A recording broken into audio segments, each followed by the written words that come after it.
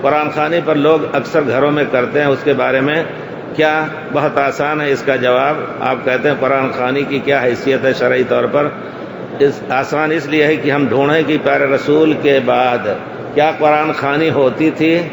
پیارے رسول کی قرآن خوانی ہوئی، یا آپ کے زمانے میں صحابہ کا انتقال ہوا تو آپ نے قرآن خوانی کرائی؟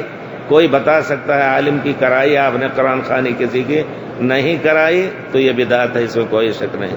کوئی کہے گا قرآن پڑھنا بدعت ہے، جی ہاں، قرآن بعض جگہوں پر منع بھی ہے پڑھنا۔ پیارے رسول نے خود فرمایا ہے انی نہیت ان اقرأ القرآن راکعا و ساجدا، رکوع اور سجدے کی حالت میں قرآن پڑھنے سے مجھے منع کیا گیا ہے۔ لیکن جہاں عبادت یا ثواب سمجھ کر کے کوئی بھی کام آپ 1000 لاکھ رکعتیں پڑھ ڈالیں جو پیارے رسول کے طریقے کے خلاف ہو تو وہ کل امر لیس علیہ امرنا فہو رد۔ پیارے رسول نے فرمایا کوئی بھی کام جو ہمارے کام سے مخالف ہے تو ناقابل قبول ہے، مردود ہے۔ تو یہ جو ہے قرآن خوانی پیارے رسول کے زمانے نہیں ہوا کرتی تھی۔